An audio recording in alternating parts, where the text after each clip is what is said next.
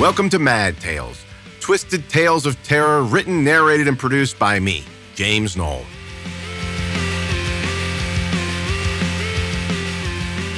Hey there, and welcome back to Mad Tales. I'm James Knoll, and I'm coming to you from my little tiny studio in downtown Fredericksburg, Virginia. So I have some good news, followed by some not good news, followed by some great news.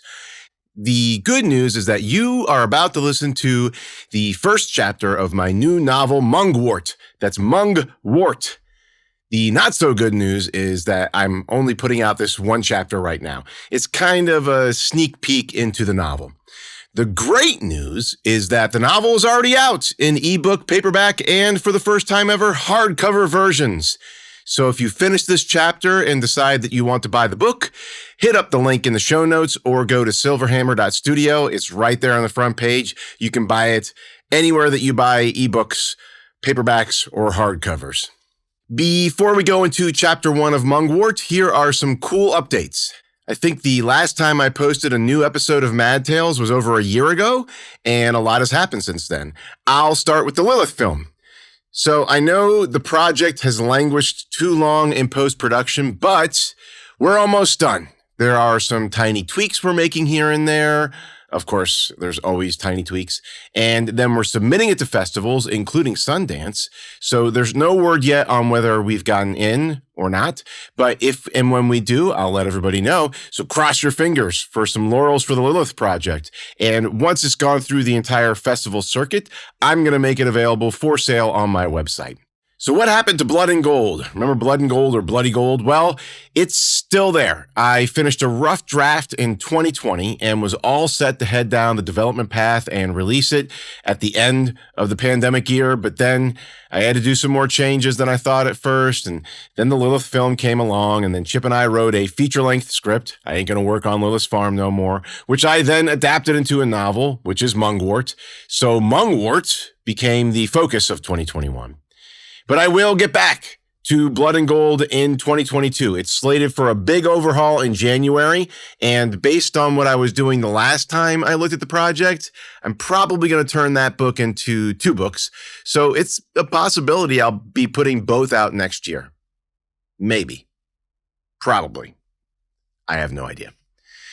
What else? The Fredericksburg Independent Book Festival. So for those of you who don't live in the Fredericksburg area, I put on a yearly indie book festival called the Fredericksburg Independent Book Festival. And after having to cancel our 2020 event for some reason, we put one on last week. That was October 2nd, 2021. Over 100 authors showed up and close to 2,000 readers came down to Riverfront Park in downtown Fredericksburg, and it was fantastic. We're busy organizing next year's event right now, and if you want more information about the festival, go to www.fredbookfest.com, and I'll put that in the show notes. Oh, and I also put out another podcast. This one is called Story Bones, and I produced it with my good buddy Chip Warren.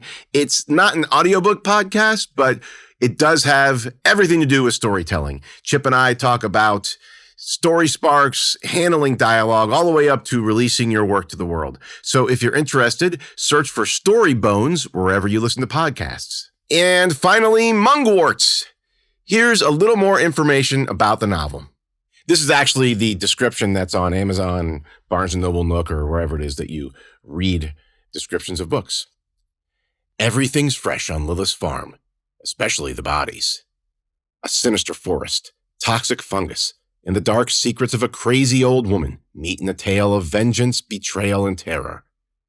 Cece grew up in Spotsylvania, Virginia, but she left a long time ago. She'd rather live the life of the road dog than stay in that backwoods dump, even if it means never having a place of her own. But when a mysterious postcard from her missing father arrives, she finds herself pulled back home to the place where he was last seen, Lilith's farm. The work is hard, and her bosses are jerks, but at least the food is good. Then strange things begin to happen. The fence that borders the property seems like it's under attack from the forest. Toxic fungus balls keep popping up on the tree trunks. And one by one, Cece's fellow workers go missing. Any normal person would try to escape, but escape isn't possible. Besides, Cece's on a mission to find her father, and nothing, not the forest, not the fungus balls, not her creepy bosses will stop her. Except death, of course. At once twisted, horrific, and surprisingly funny, Mungwort does for the forest what Alien did for space. Everybody can hear you scream, but they just don't care. How cool does that sound? Ready to listen? Here it is, Chapter 1 of Mungwort, the hard kind. I hope you enjoy it. I think I disagree with that philosophy. So much more beef. Chapter 1, the hard kind. Virginia weather was a bitch. Anybody who ever spent more than a few weeks in the Old Dominion knew it. The wild switchbacks from sun to rain to sleet, or tornado to derecho to lowland flooding, or even, in the coastal regions, from snow to tsunami to tropical depression, could induce a kind of barometric whiplash that wreaked havoc upon body and mind, not to mention gutters, siding, and in-ground pools. Except for summer, especially in July. Unlike the arid southwestern deserts, Virginia summers included a healthy dollop of humidity. Perhaps not as tropical as Belize or Guatemala or Costa Rica, but certainly more intense, for on any given day, from noon to noon, May through June, and July and August too, and sometimes September to boot, the cloud cover burned off by 7 in the morning, and the temperature soared to over 100 degrees, and the humidity hovered around 95%. The misery aggravated, at least in Northern Virginia, by the swamp upon which the nation's capital had been built. And woe to any landscapers, VDOT workers, or farmhands who found themselves digging trenches or laying down asphalt or mowing or picking or pounding or shucking or doing pretty much anything outside when a heat wave struck. Code red air conditions indeed. No amount of hydration could properly replenish the human body in such conditions because such conditions were out of the range of human tolerability. All hail the great Virginia heat wave, where footpads burned, asphalt baked, and power grids browned. One night, at the beginning of just such a heat wave, a semi pulled into the parking lot of the Route 1 diner a few miles south of Fredericksburg, Virginia. Nobody cared about the driver, nobody cared about his truck, and nobody cared about the girl who, once the semi hissed to a stop, popped out of the cab. "Thanks, Bobby," she said. "You got it, Cece. Be careful out there, kid." Cece patted a knife sheathed on her hip. "You know it," she said, and she slammed the door shut. Bobby waved out the driver's side window and put his truck into gear. Cece watched him rumble away, but then, seeing something she didn't like, she ran up alongside the cab and pounded on the driver's side door. "Whoa, whoa, whoa!" The semi came to another whining stop, and Bobby rolled down his window. "Dude," Cece said, "you've got brake fluid leaking out the back." Bobby leaned out for a useless look. "Shit, really? I just got that fixed." "Well," Cece squinted down Route 1. "I think I know a place, if it's still around." "They're not going to fuck me over, are they?" "Nah, old friend of my dad owns it." Bobby shook his head. "Yeah, I got to haul ass up to Philly." "It's right up the way. Thornburg Truck Repair. Ask for DeAndre. If he's still there, he'll hook you up." "He available 24/7? "Last I remember." "All right. Thanks, Cece." "Take care."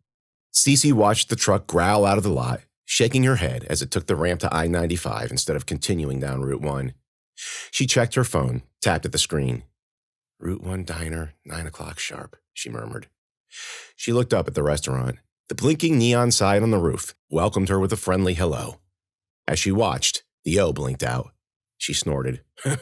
Got that right. A blast of cold air hit her in the face when she opened the door and stepped inside. She folded her arms over her chest, suppressing an involuntary shiver. The diner looked like any number of greasy spoons in the world, but only if they'd been decorated in 1974 and never renovated. Dirty linoleum floors, harvest yellow tabletops, avocado green counter stools. The place was nearly empty, too. A trio of giggling teenagers occupied a booth in the back. A figure in a sleeveless hoodie hunched over the counter, and a man in flannel blew on a mug of coffee near the bathrooms in the corner. But that was it. "Have you seen my son?" It was an old woman sitting in the booth to the right. Her eyes were rimmed red, her skin seemed to sag off her face, and her bird's nest hair was so thin that Cece could see her scalp. "What?" "My son, Bennett. Have you seen him?" Cece turned away. Why had she done that? Rule number 1, Don't talk to the loonies. The old woman stared at her for much longer than she had any right to. But when it became clear that no reply was forthcoming, she returned her gaze to the window and continued her lonely monologue. Think they can push me? Take my knife, take my wife, take my life.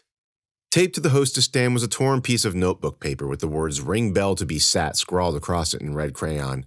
Cece flipped it up, revealing a tarnished call bell. She slapped it, and a pot in the kitchen crashed to the floor, followed by a man yelling in Spanish. "I don't care if you just washed it, Luis," a woman yelled back. "Maybe if it wasn't so lazy, you'd have hung it up out of the way." A set of double doors swung open behind the counter, and the owner of the voice, a pile of red hair with a pen clenched in her teeth, poked her head out. "Seat yourself, hon. I'll be out in a jiff." The yelling from the kitchen continued as Cece made her way up to the front counter. She aimed for the stool as far away as possible from the guy in the sleeveless hoodie, slung her backpack on the floor, and plopped down. A menu with a splotch of red sauce on it was wedged in a metal holder between a dented napkin holder and a pair of old sugar dispensers. She picked it up by one corner and pretended to read. The girls in the back giggled. A knife clinked on a plate. The waitress's voice preceded her as she bumped open the swinging doors with her butt. "Your shift don't end until 8, Luis, so you're working till 8. She hefted a rack of glasses in front of her and eyeballed Cece's menu. "That's an old one, hon." With athletic grace, she set the rack of glasses down on the drink cooler, swiped up a menu from a stack next to the register, and slapped it on the counter in front of Cece. Her name tag read Lydia. "Coffee?" "Yeah." "Leaded or unleaded?" "Leaded." "My kind of girl." Lydia grabbed an ancient coffee pot off the burner sitting on the counter without even looking. "Mind yourself, hon," she said as she poured. "This one runs hot." "Creamer?" She was already reaching for the bowl of pods when Cece said, "Got any skim milk?" Lydia stopped and blew a lock of hair out of her face. "Yeah, in the walk-in." She said it as if someone had just asked her to unclog a toilet. When Cece didn't amend her order, she snapped her gum and retreated to the kitchen, bumping the doors open with her hip. "Luis, you ain't got time to be sitting around!" The dining room fell silent. Even the giggly girl stopped giggling. Cece craned her neck around to see what they were doing, but the booth where they'd been sitting was empty. Her eyes fell on the guy at the end of the counter. He hunched over a piece of blueberry pie, his arm curled around the plate like a practiced felon. His hood obscured all but the tip of a malformed nose and the glassy surface of a burned chin. Feeling her gaze, he stopped eating and looked up. Cece turned away and studied her reflection in the mirror behind the counter. Okay, deep breath. Count to 10, glance to the right. Now he turned to face her, a hint of a smile on his deformed lips. Here we go. To distract herself from what was about to happen, she pulled a worn postcard from the back pocket of her jeans. On the front, a vintage illustration of the Chatham Bridge drawn in the style of the 1950s. Bel Airs and Hudson Hornets drove across it, going in and out of the city. A couple of skiffs floated below. Visit Historic Fredericksburg spanned the top, written in bubble letters. Cece ran a finger over the picture. Smiling, then unsmiling, she flipped it over and read the farewell. Love, Dad. Been road dogging it? Cece snapped to attention. Scarface was leering at her. He'd pulled his hoodie off, and she realized she'd nicknamed him appropriately. Puckered slugs laced the left side of his face. The corner of his dead left eye drooped and pulled down, and the beard he'd grown to cover it all was loose and patchy. No offense, buddy, but I'd like to be left alone.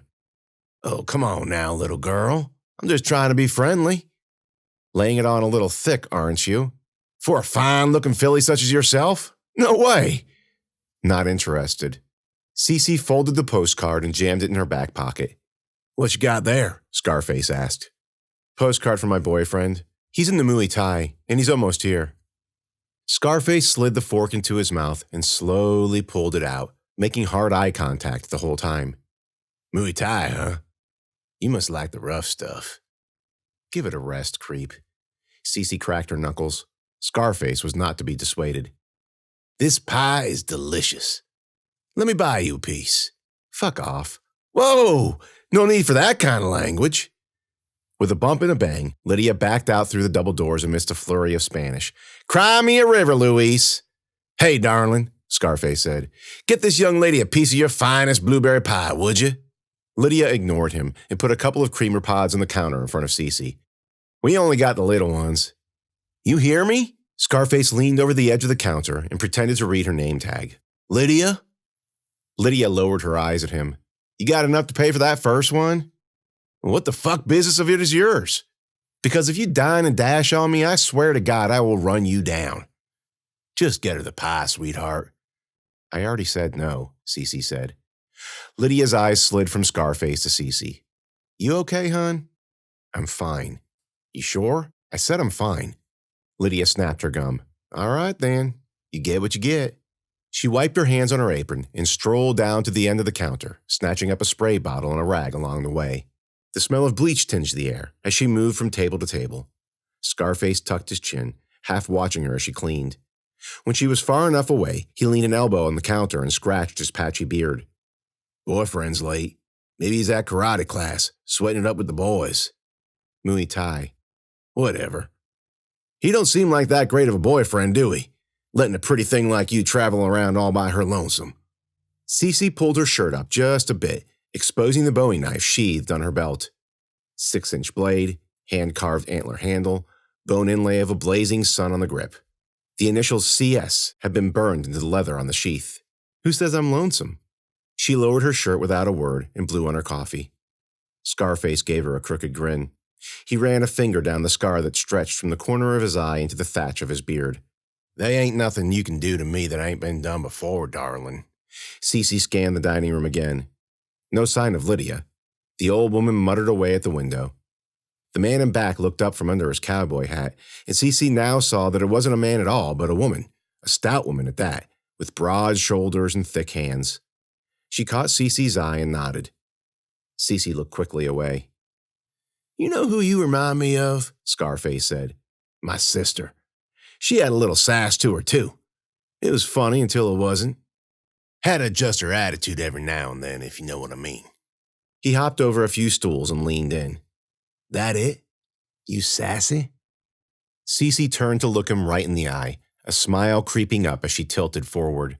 She reached up, curled her fingers through his greasy hair, and whispered something in his ear. Scarface's smug leer turned into a scowl. I'd like to see you try.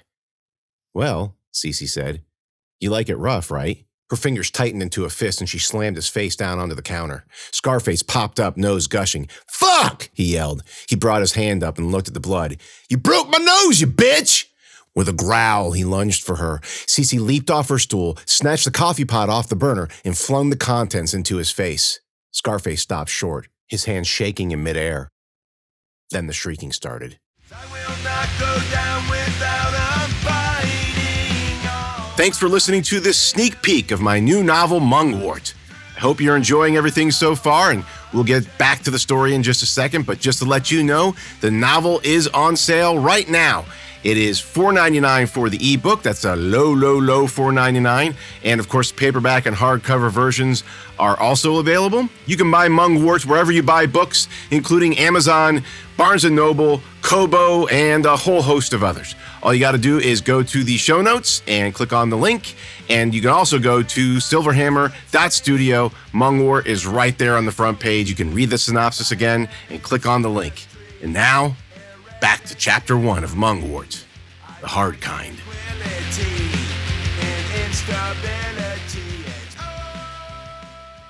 Cece shot a look over her shoulder as she fast-walked through the parking lot. The door to the diner was still closed.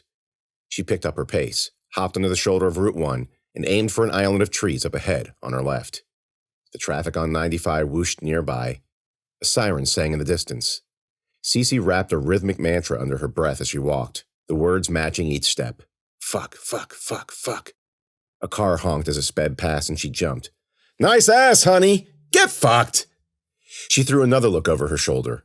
The lot remained empty. The door remained closed. Come on, dude, she muttered. Someone burst out of the entrance. Short, stocky, cowboy hat. The woman who'd been sitting in back. Cece slowed her pace. The woman scanned the area, caught sight of Cece. Hey, stop! With a smile, Cece trotted forward. She heard a door slam and the sound of an engine roaring to life. It took a little longer than she expected, but soon a truck growled up the road. Everything about it was black.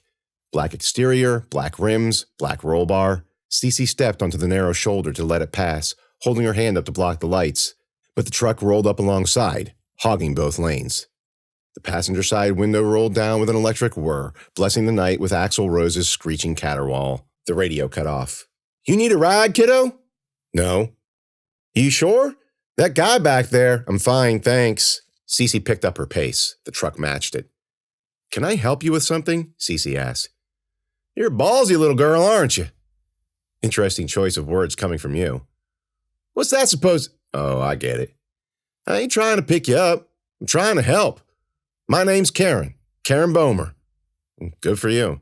The empty road stretched out in front of Cece. 4 lanes, woods on either side. If she needed to, she could just duck to the side, double back, and disappear into the brush. Listen, Karen said, you did a number on that guy, and guys like him don't take too kindly to stuff like that. It's only a matter of time before he runs you down. He's probably balled up on the floor crying. The door to the diner slammed open, and Scarface lurched out. He scanned the night, spotted Cece.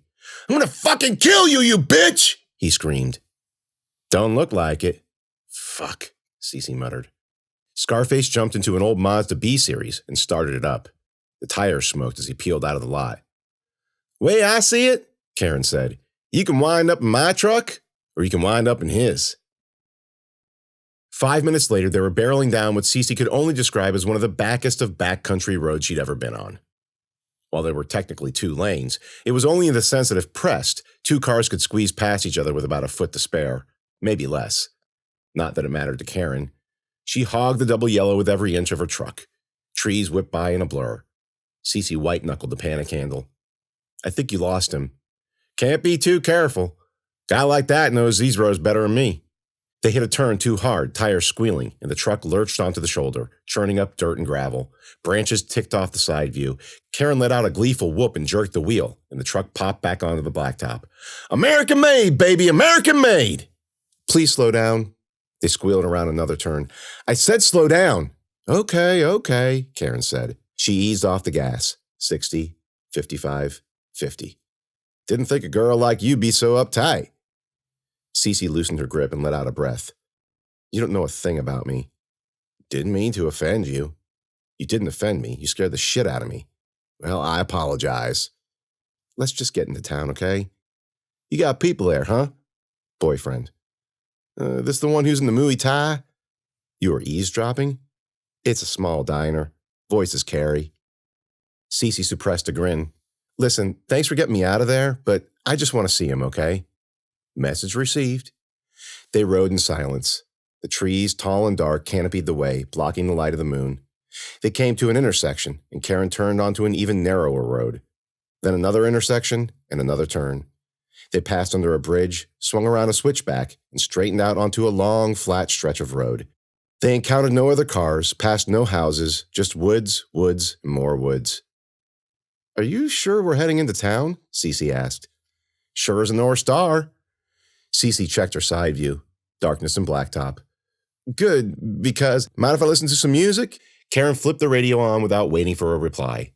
The blare of what sounded like a passing freight train came over the speakers, followed by thumping bass and the unmistakable growl of Eddie Van Halen's Frankenstrat. I saw these guys in 78, Virginia Beach, Karen said. Won tickets on WNOR. Can you believe that? Rogues Gallery. I was right up against the stage. Listen, this is going to sound kind of weird, but are you looking for a job? A job? I saw you hitch a ride in with that semi. I'm guessing you got what? About $2 on you if you got a nickel?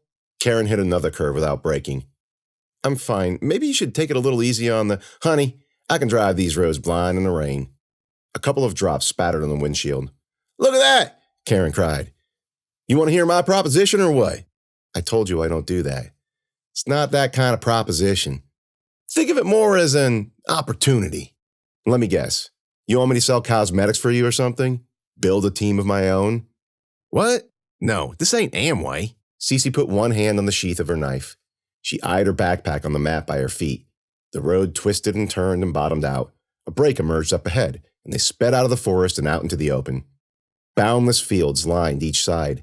The clouds disappeared, and a full moon beamed down from above. Karen laughed.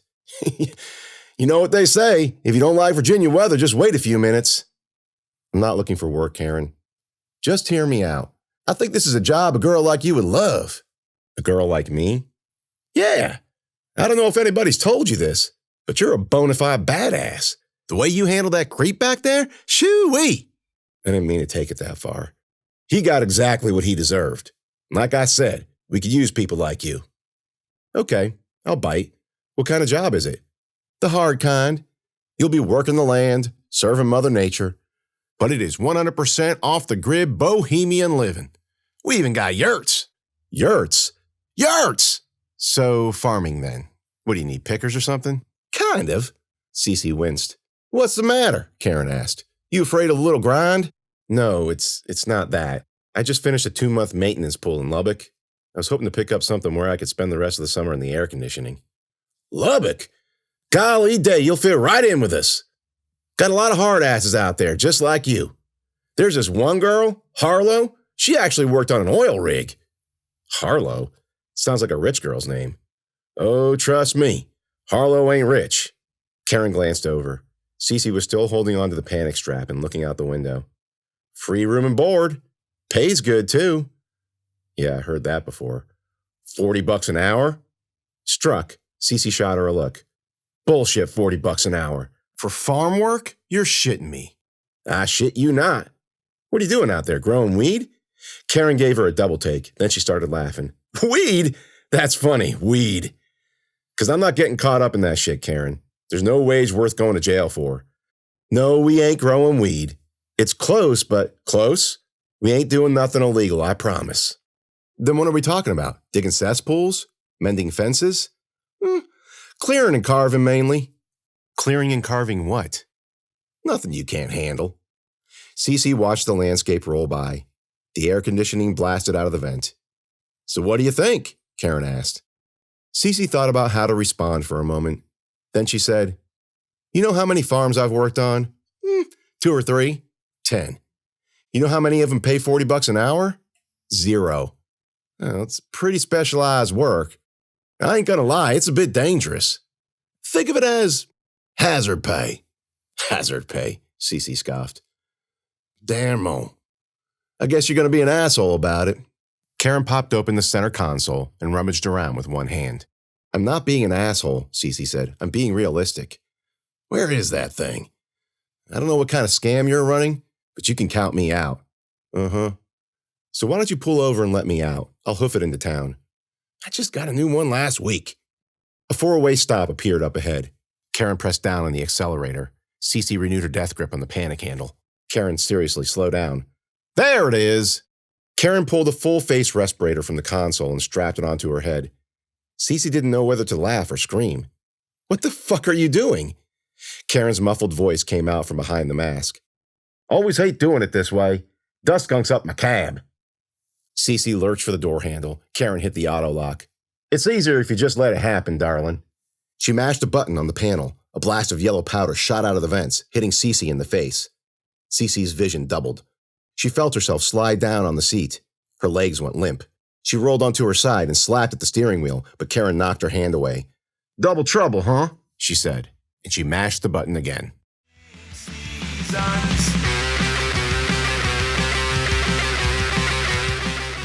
Thanks again, everybody, for tuning into this special edition of Mad Tales, Chapter 1 of Mungwort, the hard kind. So, unfortunately, this is the only thing I'm going to post for a little while until I can finish the audiobook.